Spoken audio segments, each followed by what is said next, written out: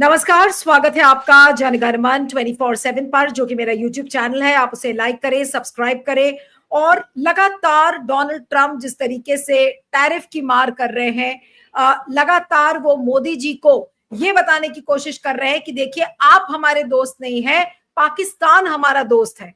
और उसका उल्टा मोदी जी करते हैं। मोदी जी ये बताते हैं कि देखिए, अब की बार ट्रंप सरकार, हाउडी मोदी, और तमाम मोदी जी जैसे बिछ जाते हैं डोनाल्ड ट्रंप के लिए। लेकिन डोनाल्ड ट्रंप कहते तो जरूर है कि भारत हमारा दोस्त है, मोदी जी हमारे दोस्त है, लेकिन वो काम उसी तरह के करते हैं जो कि एक दुश्मन के साथ पेश आता है। तो क्या ये जो मोदी जी की जो माचोइस्टिक इमेज थी, जिस पर बहुत फक्र करती थी ट्रोल आर्मी, जिस पर बहुत फक्र करती थी भक्त मंडली, अब उसका क्या होगा? क्या ट्रंप ने मोदी के बहादुर होने के युग का अंत कर दिया है? जो बहादुर इमेज, बिल्कुल जो ही मैन वाली जो मोदी जी की इमेज थी, क्या उस इमेज को बिल्कुल ध्वस्त करके डोनाल्ड ट्रंप ने रख दिया है? तो आज मैंने सोचा कि एक ऐसे व्यक्ति से बात करूं जो कि प्रधानमंत्री मोदी को बहुत करीबी से जानता है, और वो मोदी जी के गुरु भी रह चुके हैं, और साथ में उन्होंने मोदी जी के साथ बहुत करीबी से काम किया। डॉक्टर जयनारायण व्यास हमारे साथ हैं, जो कि पहले बीजेपी में थे, उसके बाद उन्होंने कांग्रेस ज्वाइन कर लिया। आज जयनारायण व्यास से मैंने सोचा, क्योंकि वो इकोनॉमिस्ट है, थिंकर है, तो मैंने सोचा कि उनसे अच्छा इसके बारे में कोई नहीं बता पाएगा कि डोनाल्ड ट्रंप ने आखिर मोदी जी की छवि का क्या किया है। डॉक्टर व्यास, आपका बहुत बहुत स्वागत है। Thank you so much for joining. और मेरा पहला सवाल जी यही है कि डोनाल्ड ट्रंप ने जो ये टैरिफ का जो रेजीम शुरू किया है, और उसके बाद मोदी जी जो सरेंडर मोड में आ गए हैं, आपको कभी उम्मीद थी कि प्रधानमंत्री मोदी की जो छवि है वो इस तरीके से, कोई अपने देश का नेता नहीं बल्कि अमेरिका का राष्ट्रपति उसको ध्वस्त करेगा? देखिए, एक बात हमें स्वीकार करना ही होगा, करके चलना होगा कि विदेश नीति is a definitely different ball game. वो मैचोइज्म का काम नहीं है। कूटनीति जो है उसमें एक एक शब्द का अर्थ होता है, एक एक शब्द, और जिस मौके पे वो बोला जाता है, कैसे बोला जाता है, आपकी बॉडी लैंग्वेज क्या है, हर चीज का एक अपना महत्व होता है। तो जिस तरह से ये पेश आ रहे थे मोदी जी, मुझे लग रहा था कि कहीं ना कहीं he is burning the candle from not only both the ends, from many ends. तो आखिरकार जो होना था हुआ, आप एक्सपोज हो गए। और इंटरनेशनल डिप्लोमेसी सो क्रूअल कि वो किसी को छोड़ती नहीं है। तो आपको स्वीकार करके चलना होगा कि भारत, जहां तक कूटनीति का सवाल है, विदेश नीति के मोर्चे पर बिल्कुल निष्फल गया है, बिल्कुल सरासर फेल गया है। लेकिन जयनारायण जी, आपको क्या लगता है कि मोदी जी को विदेश नीति की का एक्सपीरियंस नहीं था? वो तो हमेशा गुजरात के चीफ मिनिस्टर थे, और विदेश नीति का उनको आइडिया नहीं था, और इसी का खामियाजा वो भुगतने लगे। उन्होंने सोचा कि गुजरात स्टाइल ऑफ जो पॉलिटिक्स है उसको केंद्र में भी लेकर आएंगे, और उन्होंने विदेश नीति को भी गुजरात मॉडल की राजनीति बना दिया। क्या वो कारण था कि मोदी जी आज विदेश नीति में इस बुरी तरह से फेल हो गए? एक बहुत जाने माने मैनेजमेंट एक्सपर्ट ने कहा है कि larger is the system, larger are the layers of inefficiency. आप जो स्टेट लेवल पे स्टेट को गवर्न करते हैं, वो जब आप केंद्र में जाते हैं तब पूरा जो आपके इर्द गिर्द का और आपका काम करने का तरीका, ढंग डाल सब बदल जाता है। आपको पहली बात स्वीकार करनी होगी कि हम जहां एक पौधा एक गमले में लगा था, अब वही पौधे को आप बीच गार्डन में लगा देते हैं, तो उसके ऊपर मौसम की बेरहमियां से लेकर कई आपत्तियां आ सकती है। तो मोदी जी को ये सोचना चाहिए था कि केंद्र में जाकर delegation of powers, making others to work for you, team work, ये जो शब्द है वो उनकी डिक्शनरी में जब तक स्टेट में थे नहीं थे, चल गया।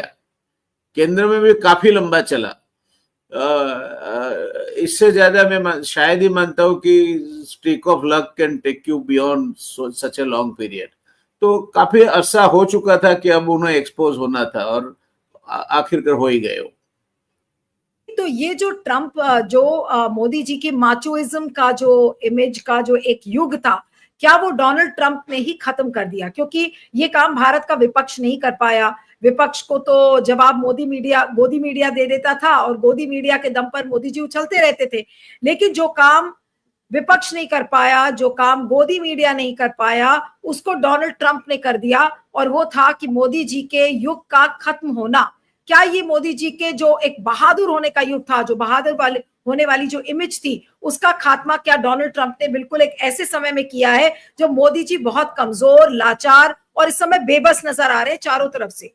जी डॉक्टर। देखिए general pattern was one of the most famous and successful generals of the Second World War.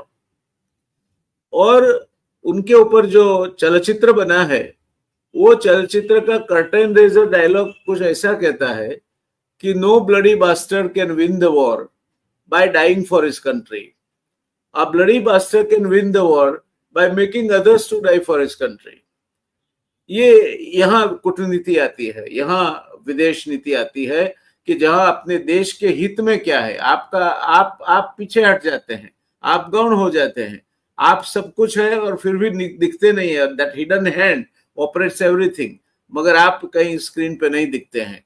तो मैं मानता हूं कि ये जो तालीम से मिलता है, शिक्षा से मिलता है, शिक्षा दीक्षा से जो सब प्राप्त होता है, कहीं ना कहीं ये राष्ट्रीय स्वयंसेवक के जो स्वयंसेवक हैं उनमें ये कमियां तो मैंने अक्सर देखी है कि वो सिर्फ एक बिल्कुल नैरो ट्रैक में सोचते हैं और किसी भी तरह का उनके मत से विपरीत मत सहना और विपरीत मत से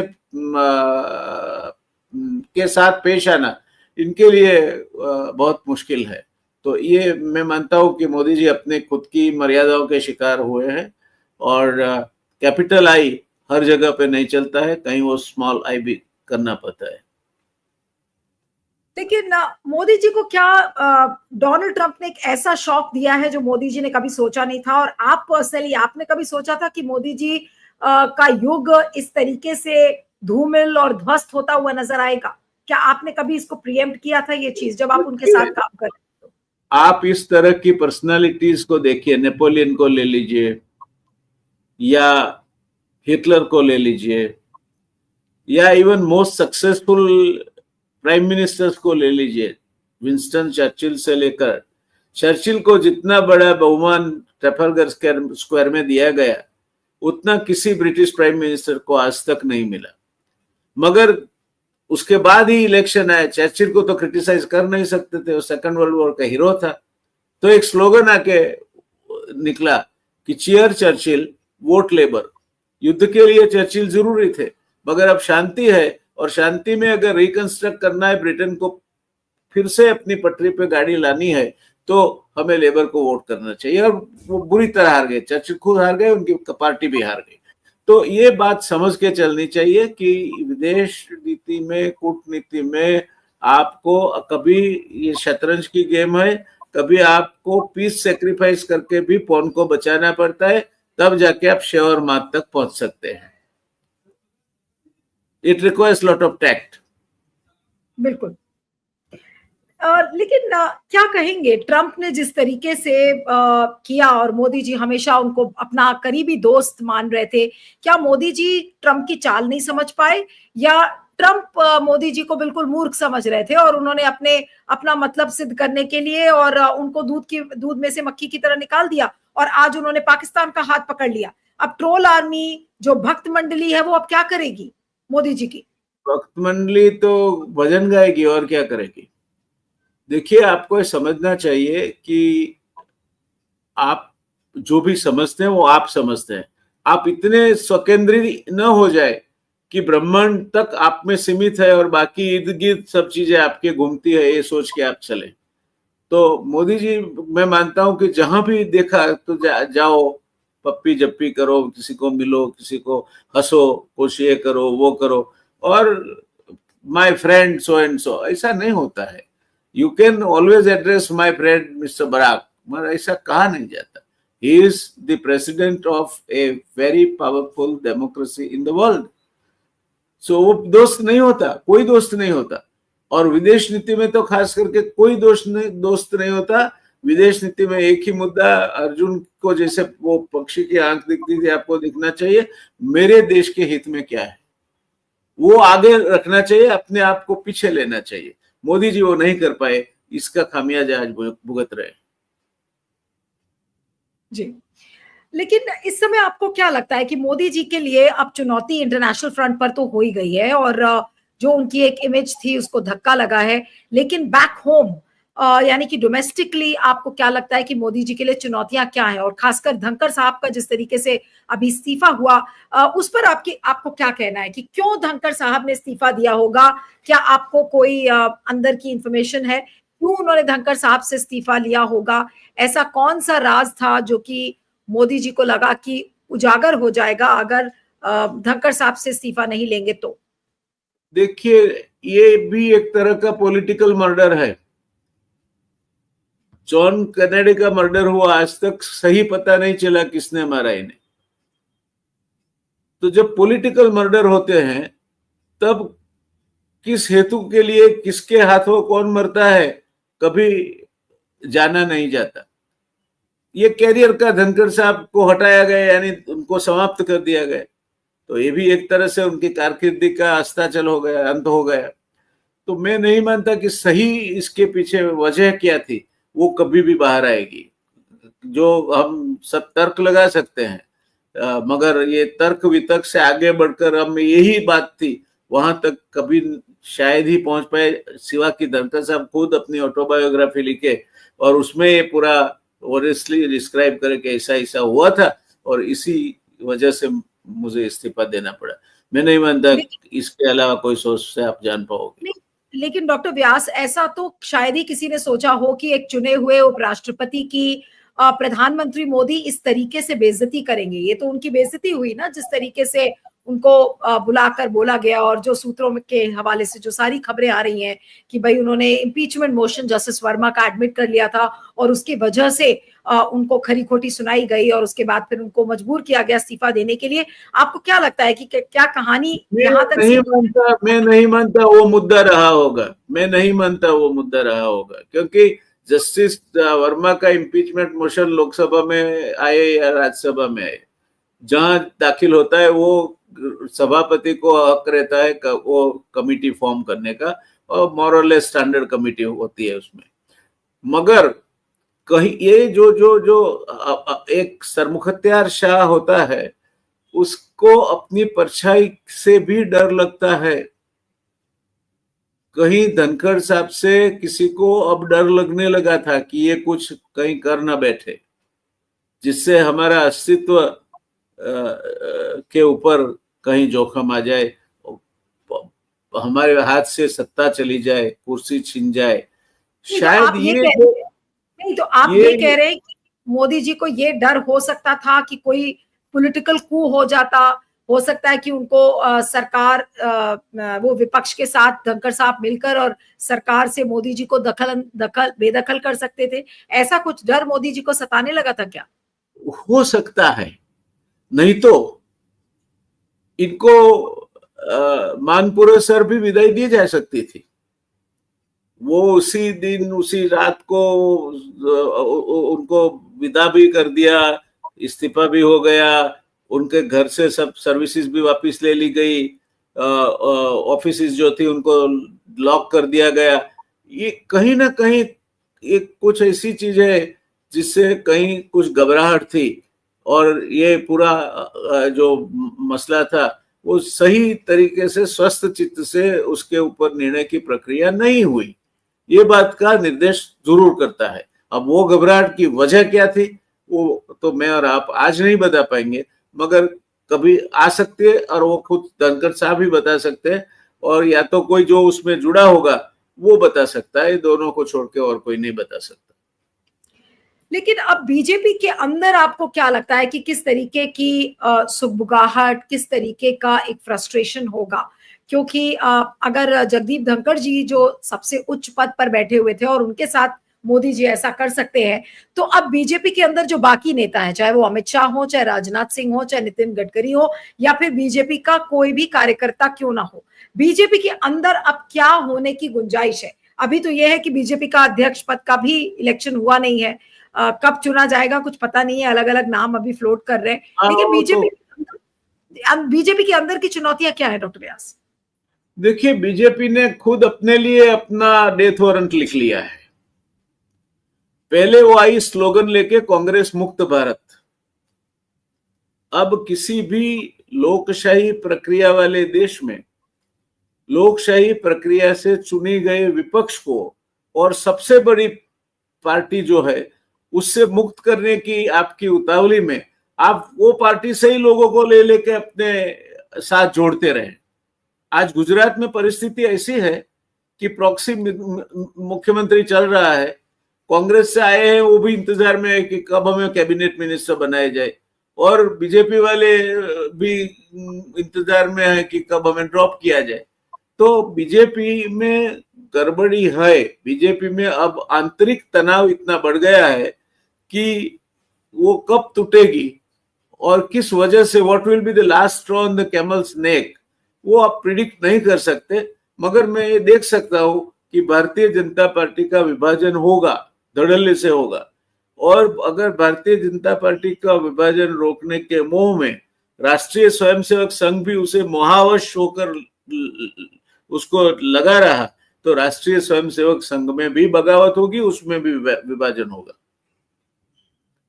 आपने बड़ी बात कही, आपने कहा कि बीजेपी में बगावत होगी और आरएसएस के अंदर भी बगावत हो सकती है। तो बगावत होगा और बीजेपी मान लीजिए दो गुटों में बढ़ती है, या मुझे नहीं पता क्या शेप लेगा, लेकिन पूरी तरह से मोदी जी और अमित शाह इस चीज को रोकने की भी तो कोशिश करेंगे, कोई ना कोई डैमेज कंट्रोल करेंगे, तो कैसे करेंगे? इस तो आप ये क्यों मानते हैं कि धनखड़ जी का रेजिग्नेशन वो रोकने की कोशिश का एक भाग नहीं था? कहीं से भनक लगी हुई। और ये फिर ये जो डर है ना, वो अपनी परछाई से भी डरने लगता है आदमी। तो ये आसार अब दिख रहे हैं। देखो, लोकसभा फेस नहीं कर सकते, राज्यसभा फेस नहीं कर सकते, पूरे टाइम चुनावी मोड में लगे रहते हैं। जब चुनावी मोड में नहीं रहते हैं तब विदेश जाते हैं, और गवर्नेंस सब अधिकारियों के हाथ में सेंट्रलाइज करके रखा हुआ है। कोई देश ऐसे नहीं चल सकता लंबा अरसा तक। काफी लंबा चला ये जो माहौल है, काफी लंबा चला। और मैं मानता हूं कि बीजेपी टूटेगी, न सिर्फ टूटेगी, 1 से 2 से ज्यादा टुकड़ों में बटेगी, और कहीं ना कहीं इसका ये जो अगनजाल, उसकी अगन की जो ज्वाला है, उसकी राष्ट्रीय स्वयंसेवक संघ को भी कहीं ना कहीं वो जाके उनको असर करेगी। लेकिन आपको क्या लगता है कि मोदी जी और आरएसएस के जो बीच के जो रिश्ते हैं वो इस समय कैसे हैं? क्या मोदी जी को भागवत रिस्पेक्ट देने के लिए मजबूर हैं, और उसी तरह से मोदी जी भी भागवत को रिस्पेक्ट देने के लिए मजबूर है, लेकिन दोनों एक दूसरे को पसंद नहीं करते? क्या ऐसा कुछ इक्वेशन आपको इस समय दिख रहा है आरएसएस और मोदी जी के बीच में? क्योंकि कई बार ये खबरें आती है कि आरएसएस चाहता है कि मोदी को हटा दो। आज आरएसएस में आपको भागवत जी को मिलना है तो 2 एसपी कक्षा के ऑफिसर्स आपका पहले स्क्रीनिंग करेंगे, फिर उनके ऊपर के अधिकारी के पास जाएगा, फिर जेड सिक्योरिटी के जो इंचार्ज, जेड प्लस सिक्योरिटी के इंचार्ज है, उनके पास जाएंगे। तो ये भागवत जी खुद एक तरह से बहादुर शाह जफर बने हुए हैं। भागवत जी अपने आप में कुछ कर सकते हैं जो सरकार के को ज्ञात न हो, और जो अपनी मन की मर्जी के मुताबिक किसी को मिले और उसका भनक तक वहां न लगे, ऐसा नहीं है। ये सिक्योरिटी का जाल जो उनके इर्द गिर्द बिछाया गया है, he has become now totally caught in that cobweb. लेकिन क्या इस समय मोदी जी की बहुत दयनीय दशा इस समय हो गई है? वो आए थे बहुत एक सपनों के जादूगर की बहुत सारे उनके पिटारे में चीजें थी, बहुत सारी कहानियां थी बोलने के लिए कि अच्छे दिन आएंगे, हम डिजिटल इंडिया लाएंगे, हम मेक इन इंडिया करेंगे। 11 साल के बाद इस समय मोदी जी की हालत क्या है डॉक्टर व्यास आपके सामने? क्योंकि आपने उनको बिल्कुल उफान पर देखा था जब पीक पर मोदी जी थे। उसके बाद जो 11 साल का पीरियड था उसमें भी मोदी जी पीक पर ही दिखे, लेकिन अब जो मोदी जी का जो डिक्लाइन हो रहा है वो डिक्लाइन ग्राफ बहुत तेजी से क्या आपको जाता हुआ नीचे दिख नहीं रहा? नहीं, मोदी जी पीक पे 2014 में थे। मैं ये तक मानने को तैयार हूं कि 2019 में भी थे। 2019 से बाद उसके बाद उनका क्लाइम डाउन शुरू हुआ। और ये जो थर्ड टेनर है इनका, वो आते आते वो almost it is now a kind of A situation कि जब या तो जहाज क्रैश कर जाएगा या तो लैंड कर जाएगा। तो ये दौर काफी लंबा चला। दीर्घायुष्य भी अपने आप में एक अभिशाप होता है, और मोदी जी ने इतना दीर्घायु पाया। और आज के जमाने में जबकि सूचनाएं चारों ओर से आपकी ओर आती है, आप पूरी दुनिया के सामने खुले हुए हैं, तो आप ज्यादा देर तक अपने आप को मुखौटा पहने पेश नहीं कर सकते। तो मोर जितना भी समय ज्यादा बीतेगा आप ज्यादा एक्सपोज हो गए। और ये थर्ड टेनर जो है मोदी जी का, मैं मानता हूं कि it is straight away a sort of crash landing situation. नहीं, लेकिन मोदी जी इस तरीके की क्रैश लैंडिंग आपको लगता है कि बर्दाश्त कर पाएंगे? वो तो साम दाम दंड भेद हर तरीके से अपने को कुशन करने की कोशिश करेंगे। बहुत लोग ये कहते हैं कि आपको क्या लग रहा है कि मोदी जी बड़ी आसानी से सत्ता छोड़ देंगे? अभी उनका जन्मदिन आ रहा है। मैं भी नहीं, कहता हूं नहीं छोड़े। अभी उनका जन्मदिन आ रहा है सितंबर में। आपको क्या लग रहा है कि वो सितंबर में उनको अगर कुछ आरएसएस नहीं, बोलेगा तो अपनी गद्दी छोड़ देंगे आसानी से? नहीं नहीं, कुछ उनके जन्मदिन के दिन कुछ नहीं होना है, कुछ नहीं होना है। एक नहीं, बात आप समझ लीजिए कि आरएसएस ने अभी या इस तरीके से तो ये 5 साल का टेन्योर मोदी जी खत्म करेंगे, या तो सिचुएशन ऐसा खड़ी होगी कि इनको जाना पड़े, वो मर्जी से नहीं जाएंगे। प्लान रिटायरमेंट वाला जो फेज है मैं नहीं देखता इनकी लाइफ में। प्लान रिटायरमेंट आएगा तो 2029 में आएगा, जब आप कोई नया चेहरा देखेंगे। तब तक बीजेपी रही तो नया चेहरा देखेंगे। नहीं, तो आप ये कह रहे हैं कि प्लान रिटायरमेंट मोदी जी का आप नहीं देखते फ्यूचर में? मोदी जी ने कहा था कि अरे मैं तो फकीर हूं, झोला लेकर आया था, झोला लेकर चला जाऊंगा। आपको लगता है झोला उठाकर मोदी जी चले जाएंगे अगर सिचुएशन डिमांड करेगी तो? नहीं जाएंगे। डायलॉग के लिए अच्छा है, खैर it makes a good dialogue, मगर जाएंगे नहीं। जाएंगे नहीं। 11 साल जिस तरह की एक सिंगल हैंडेड पावर में इन्होंने गुजारे हैं, मैं नहीं मानता कि वो अपने आप ये छोड़ के संन्यास ले ले या चले जाए, वो नहीं होता। हालांकि मैं ये चाहूंगा कि इनको ग्रेसफुल रिटायरमेंट मिले, मैं इनका हितैषी हूं, मगर ये सलाह किसी सरमुखत्यार शाह को अच्छी नहीं लगती। डॉक्टर व्यास, आपके बारे में बोला जाता है कि मोदी जी आपको बहुत ही used to look upon you for guidance. आप उनके एक तरीके से गुरु थे। बहुत पहले मैंने आपका एक इंटरव्यू भी किया था, उसमें आपने ये बात बताई थी मुझे। मोदी जी से आपकी कभी बातचीत होती है कोई? कभी आपने जब से पार्टी छोड़ा आपकी कोई बातचीत हुई उनसे? कभी उन्होंने आपसे राय या मशवरा किसी बात पे लिया हो, या आपने उनको कभी सजेशन किया हो कि नरेंद्र तुम कहीं गलत हो रहे हो? कभी कोई ऐसा क्षण आया पिछले में? पंचतंत्र की एक वार्ता है, वो गीत और बंदरों के टोली वाली। बिना मांगे सलाह देना यानी अपने लिए खतरे को निमंत्रण देना है। कोई मांगे नहीं, आपकी सलाह की जरूरत नहीं है। आप बहुत दुनिया के सबसे बड़े अपने आप को मानते होंगे बुद्धिमान, वो अगले वाला आपसे भी बुद्धिमान। और संस्कृत में तो कहा गया है कि पुत्रात शिष्यात इच्छेत पराजय। आपके पुत्र और शिष्य ऐसे होने चाहिए कि जिनके नाम से आप जाने जाए। जैसे आप मोदी जी के नाम के साथ मेरा नाम जोड़ते, हालांकि मैं नहीं मानता कि मैं उनका गुरु बनने के लायक हूं या हूं, ये मैं नहीं मानता, वो उनके ही शब्द है, मगर वो उनका बड़प्पन है। ये कह के मैं नम्रता से विनम्रता पूर्वक उसका स्वीकार करता हूं, मगर इससे आगे कुछ नहीं।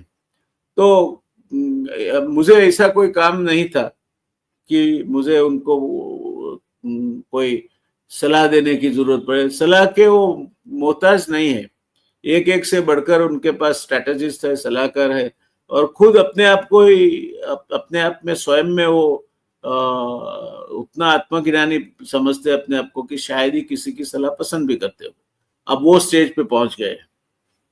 नहीं, लेकिन आपको लगता है कि जब भी कोई एक राजा या नेता बड़ा बिल्कुल आत्ममुग्ध हो जाता है, उसको लगता है कि जो मैं कर रहा हूं वो सही कर रहा हूं, मुझे किसी की सलाह की जरूरत नहीं है, तो कहा जाता है कि वो नेता का पतन वहीं से शुरू हो जाता है। लेकिन आपने क्योंकि मोदी जी के साथ बहुत करीबी से काम किया है, मोदी जी में आप क्या बदलाव देखते हैं इतने सालों में, कि वो क्या थे और अब कहाँ आकर खड़े हो गए हैं, और इसके लिए आज कौन जिम्मेदार है?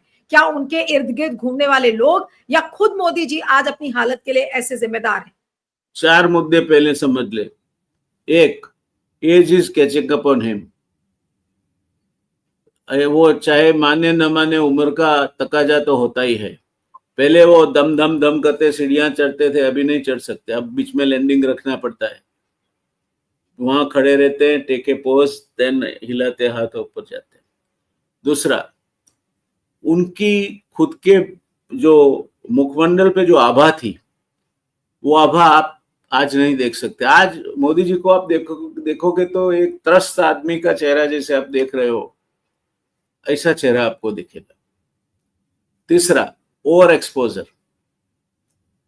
इनका इतना ज्यादा एक्सपोजर हुआ है कि जो भी खामियां थी या खूबियां थी, जो बाहर आनी थी, सब आ गई। और चौथा, ये आत्ममुग्धता। अब इनके इर्द गिर्द के लोगों को मैं क्यों इसके लिए जिम्मेवार गिनूं? अगर मुझे ये पसंद है कि कोई आदमी मेरे मुंह पे सच्ची बात कहे, वो मुझे पसंद नहीं है, मैं उसे पसंद नहीं करता, और जो आदमी चापलूसी करता है उसे पसंद करता हूं, तो you will not get the best of the people to advise you. सीधी सी बात है ना, लोग कन्नी काट लेंगे आपसे। आपको अच्छे लोग चाहिए, इनको आपकी जरूरत है, वो मान लिया, मगर आपको इनकी इससे भी ज्यादा जरूरत है। आप जिनको आपके सलाह मशवरा के लिए, सलाह के लिए रखते हैं, वो ऐसे अधिकारी लोग होने चाहिए, अधिकारी यानी ऑफिसर्स नहीं, अपने आप में नॉलेजेबल लोग होने चाहिए कि जो आपको सलाह देने के काबिल हो।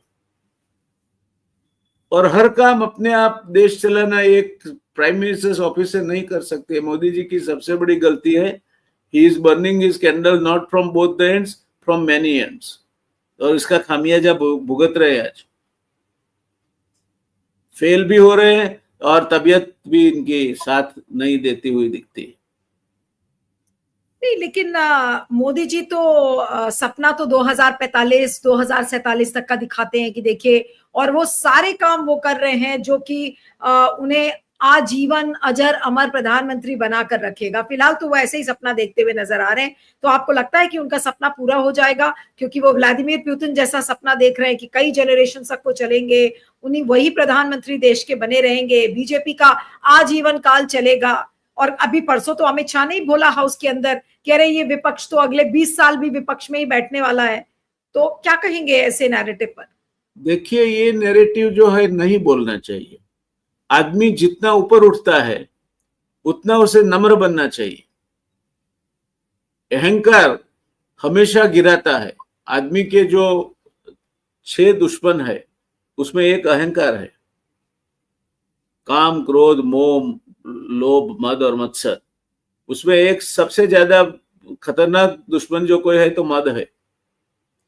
अब जब मदान्ध हो जाते हैं, मुझे मेरी, अब आपसे चर्चा में भाग ले रहा हूं, क्या मेरे हाथ में है कि आने वाले 5 मिनट के बाद मेरा क्या होगा? क्या विजय रूपानी को मालूम था जब वो फ्लाइट नंबर 171 में सवार हुए कि ये इनका ये हाल होने वाला है? तो इंसान को अपनी मर्यादा में रहना चाहिए और नम्र रहना चाहिए। आपकी जो सत्ता है, आपकी क्षमता है, वो स्वीकार होगी अगर है तो। Otherwise time is a greatest leveller. कितने ही लोग आए। सिकंदर ने अपने वसीयतनामे में लिखा था कि जब मेरा जनाजा निकालो मेरे दोनों हाथ बाहर रखना ताकि दुनिया देख सके कि विश्व विजय करने निकला सम्राट यहां से कुछ नहीं ले जा रहा है। आदमी पैदा होता है, एक कपड़े में उसको लिपटते हैं, उसको जेब नहीं होती, उसकी ब्रांड नहीं होती, उसको पहला स्नान कोई और कराता है, और जब विदा होता है कफन कोई लाता है, उसको जेब नहीं होती, उसकी कोई ब्रांड नहीं होती, उसको आखिरी स्नान कोई और कराता है। तो आखिरकार जीवन है क्या? ये दो बिना जेब के, किसी और के पैसे से खरीदे हुए, बिना ब्रांड के कपड़ों के बीच की यात्रा है। ये आप क्यों भूल रहे हो? होगा, विपक्ष अपना भुगतेगा, वो नहीं रहेगा तो नहीं रहेगा। आप अजर अमर हो क्या? सबसे बड़ा काल है। अभी जब आप विपक्ष बनाम मोदी की लड़ाई देखते हैं तो उसमें क्या देखते हैं? राहुल और प्रियंका ने कल जैसे दोनों, जब ऑपरेशन सिंदूर पर बहस हो रही थी तो दोनों भाई बहन ने अच्छे से मोदी जी को घेरा, बहुत अच्छी स्पीच भी बोली। लेकिन इस समय मोदी का विकल्प कौन है? ये भी तो एक बड़ा सवाल इस समय खड़ा हुआ है कि मोदी नहीं तो कौन? ये खतरनाक क्वेश्चन है। खतरनाक इसलिए है कि सर्वसत्ताधीश की हैसियत से जो आदमी अपने सिंहासन पर बैठा है, उसकी हाजिरी में अगर उसका विकल्प कोई निकला बाहर तो उसका शिरच्छेद किया जाएगा। उसका मतलब ये नहीं कि विकल्प नहीं है। ये मिट्टी सभी की कहानी कहेगी, न राजा रहेगा न रानी रहेगी। तो विकल्प तो होगा और होना ही है, क्योंकि दुनिया तो चलनी है। It has to move on. नहीं, लेकिन आपको लगता है कि मोदी जी अपना ये 5 साल का जो कार्यकाल है वो पूरा कर लेंगे? अभी तो 1 साल की हुई है सरकार, 5 साल का। इनका हितैषी हूं, इसीलिए अमंगल भविष्यवाणी नहीं करता, मगर इनके लिए ये 4 साल अग्नि परीक्षा के होंगे। एक एक दिन इनके लिए नए से नई चैलेंज लेके आएगा। मर्यादा भंग होगा इनका, अपमानित होंगे, अपने सपनों को टूटते हुए देखेंगे, जिन्हों पे विश्वास रखा है वही लोग छोड़ के जाते हुए दिखाई देंगे। सब कुछ होगा। ये 4 साल ईश्वर से मैं प्रार्थना करता हूं कि वो मोदी जी की रक्षा करे। नहीं, लेकिन आपको क्या लगता है? आपने कहा कि इनके करीबी लोग इनको धोखा देंगे, तो करीबी में अमित शाह से तो करीबी कोई और है नहीं, और अमित शाह की जो प्राइम मिनिस्टरियल एम्बिशंस है, आपको लगता है अमित शाह भी मोदी को धोखा दे सकते हैं? देखिए, मुगल सम्राटों का इतिहास पढ़ लीजिए जरा। हर बादशाह को उसके बेटे ने कैद किया था। तो अपने बेटे से ज्यादा करीबी तो कोई नहीं होता है।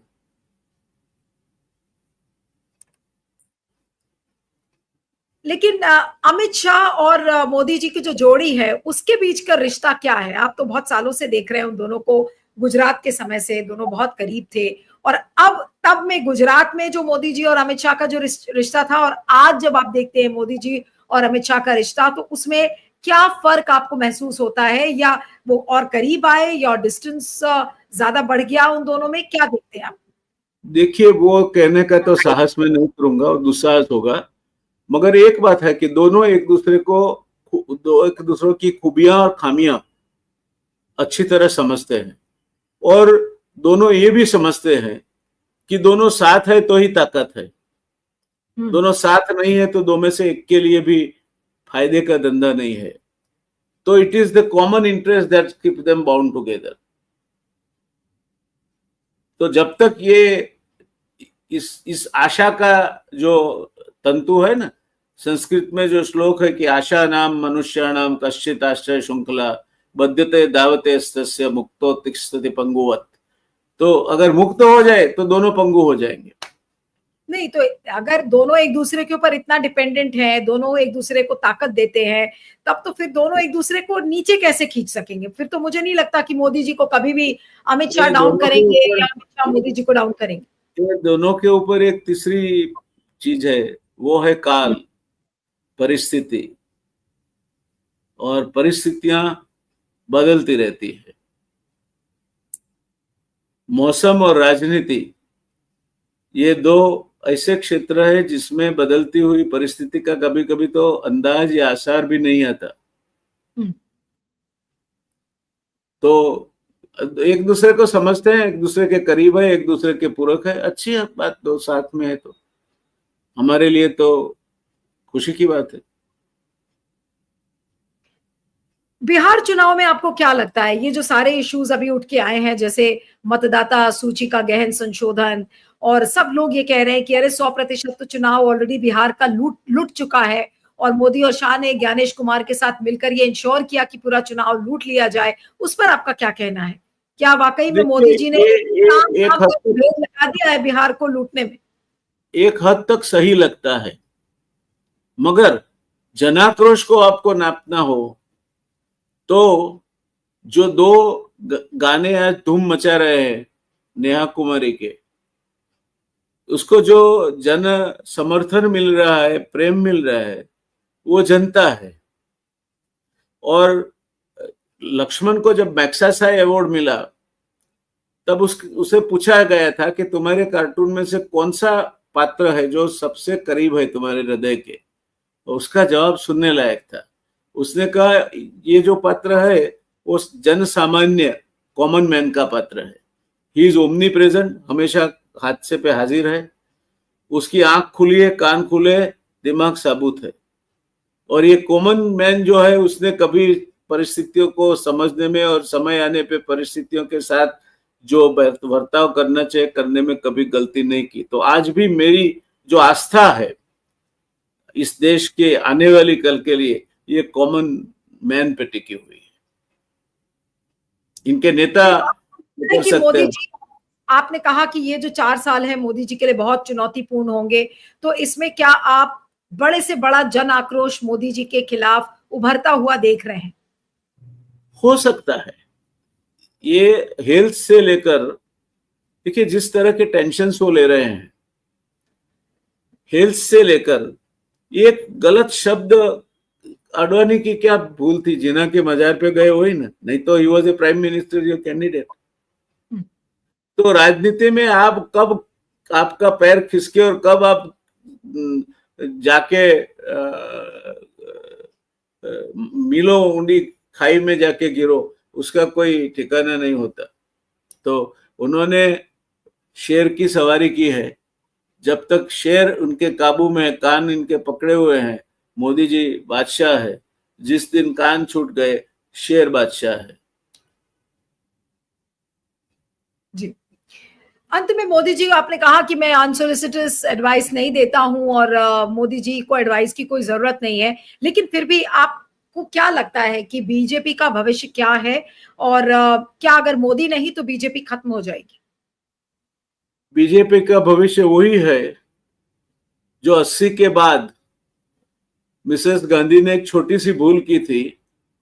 She took Sevadar as pro Sanstha Congress and pro Morarji, and Sevadar was systematically ignored and sideline. यही भूल बीजेपी कर रही है, कार्यकर्ताओं को निग्लेक्ट करने की। और बीजेपी का भी अल्टीमेट जाके अंजाम, आज बीजेपी के कार्यकर भी धरातल पे नहीं है, हमें वो सत्ता से जुड़े हैं इसीलिए है। जिस दिन हवा की रुख पलटेगी, मैं मानता हूं कि बीजेपी का भी वही हाल होगा।